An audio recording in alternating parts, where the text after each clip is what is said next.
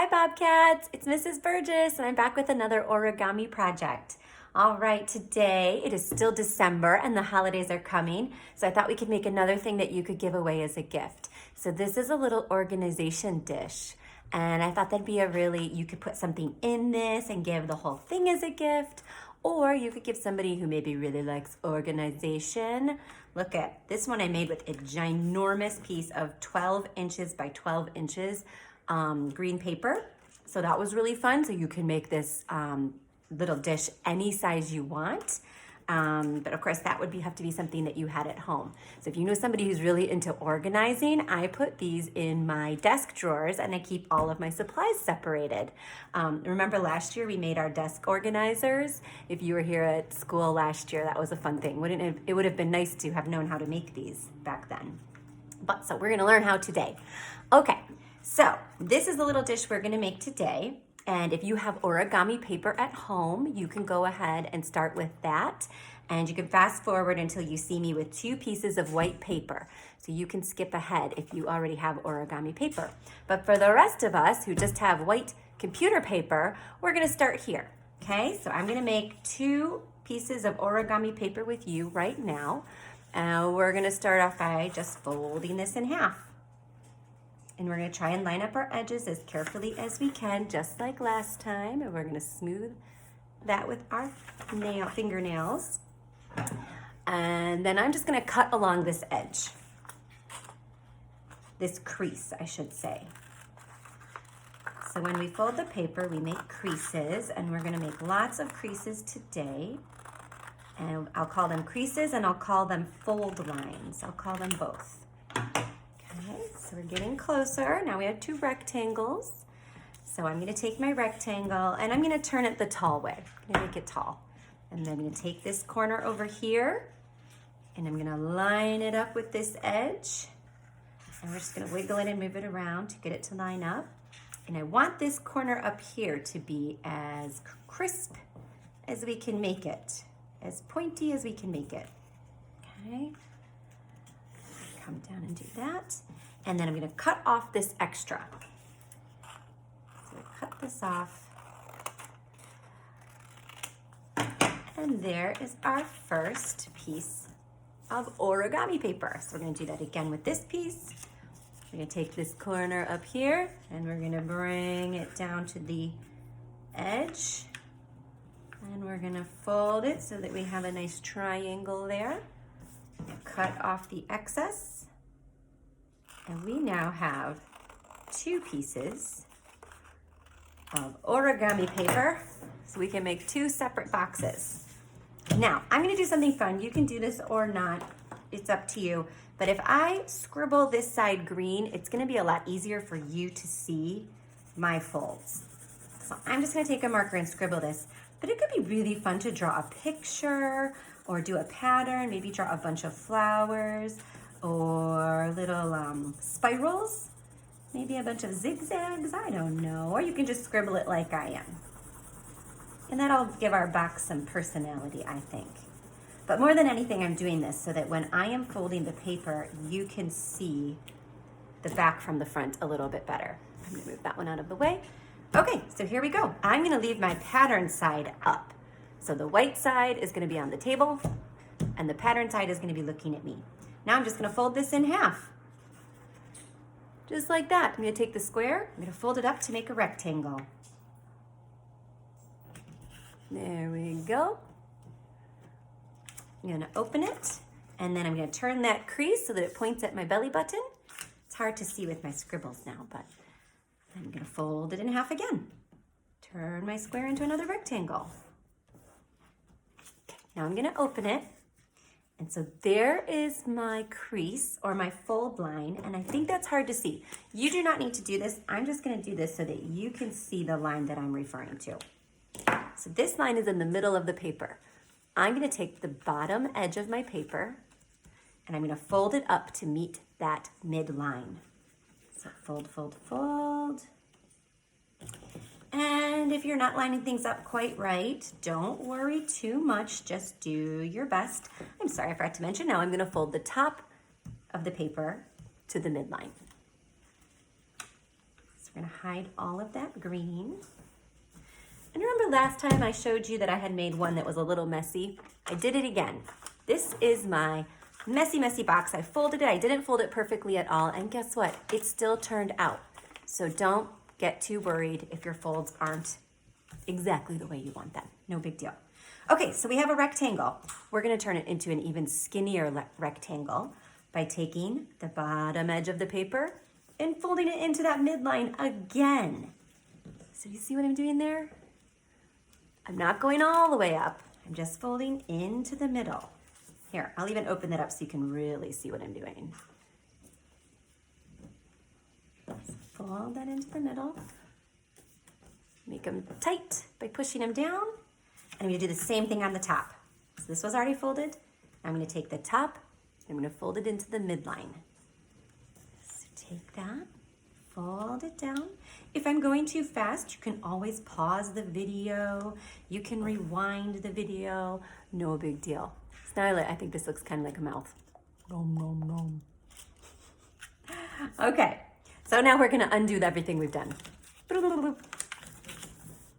Okay, and now I'm gonna turn it so that all of those crease lines are pointing at my belly button. Okay, and then I'm gonna do the same thing that I just did all over again. We're gonna take the bottom edge of the paper, we're gonna fold it into the midline. We're gonna take the top edge of the paper and we're gonna fold it into the midline.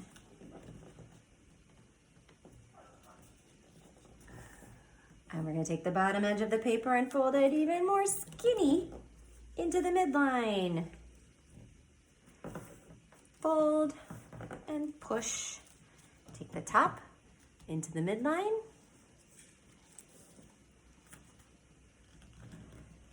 Top, push it down into the midline. Crease that edge. Okay, and now I'm not gonna unfold it all the way. I'm just gonna fold it back a step. So we're just going back here. If you already unfolded it the whole thing, don't worry about it. This is just the one where we had this half folded up and this quarter. These would actually be quarters.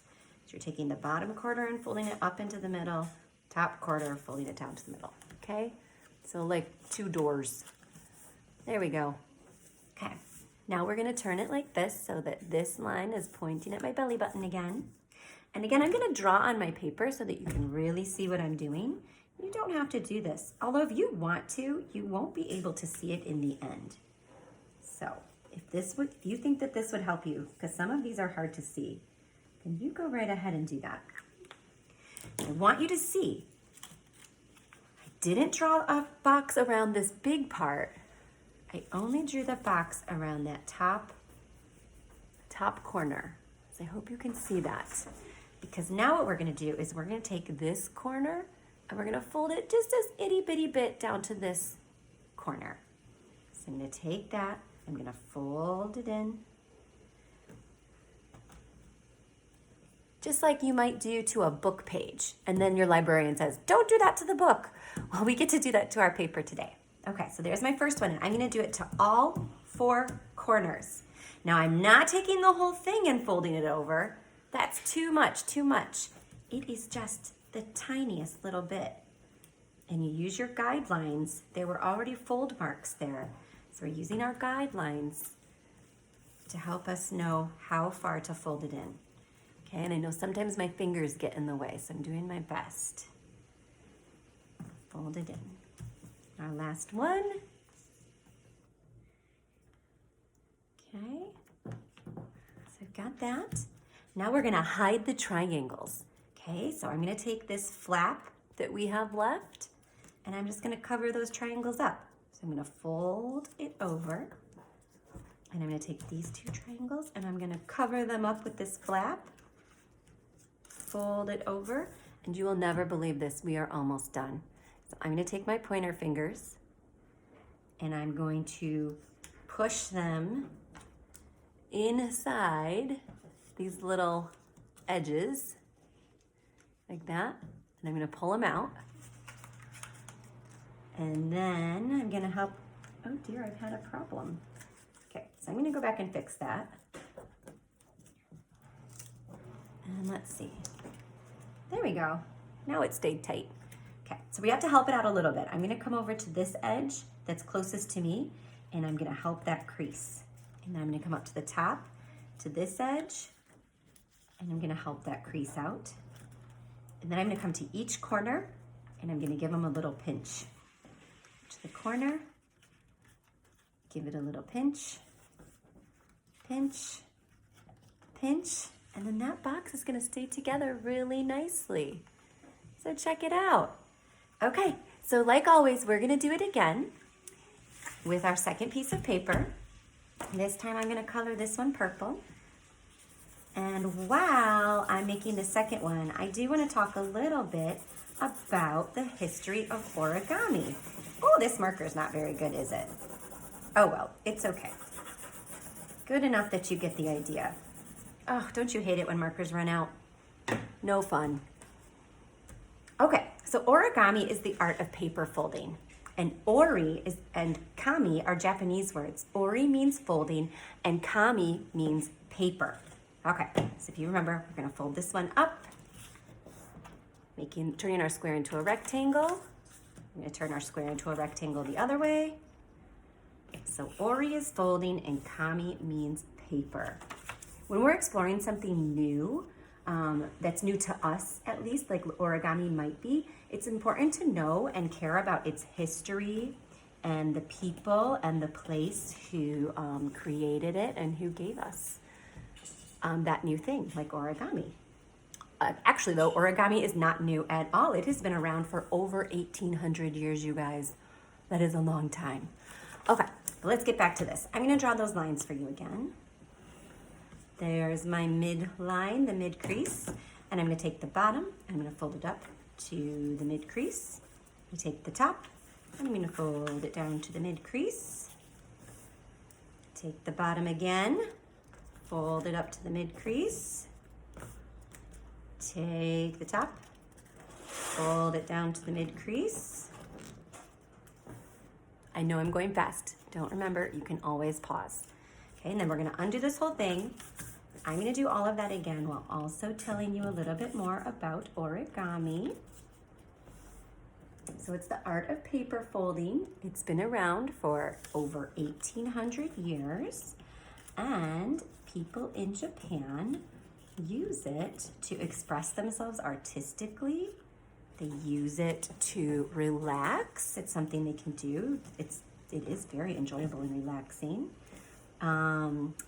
Students learn it when they're young, and it helps them understand shapes and angles and patience and just all kinds of wonderful things. Some of the things that origami can create, sometimes people use origami to create animals, and a lot of those animals have symbolism in Japanese culture. So if you made an origami dragon, for example, that would mean power and wisdom and success. I'm gonna outline my little square corners again. If you made an origami frog, it might be a wish for money or wealth. What else? Oh, a cat, an origami cat means independent and self-confidence. So if you gave somebody that, that's what you wish for them, or if you made it for yourself, it could be your wish for yourself. And speaking of wishes, so I'm just folding all 4 of those corners in. Speaking of wishes, we're gonna cover up these triangles.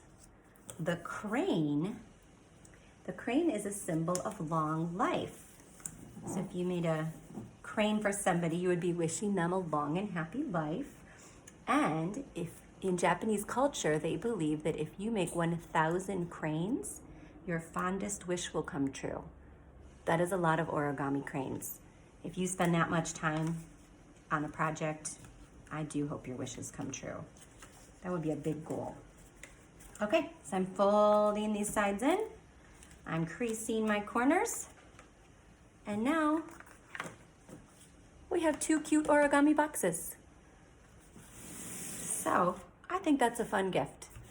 All right, you guys, happy holidays. I am going to make one more video for you, and it's gonna be another box. This one is a little bit more difficult. So if you thought that one was easy and you want to try another one, I will make one more video of another origami box. Okay, guys, happy holidays. I'll see you soon. Bye.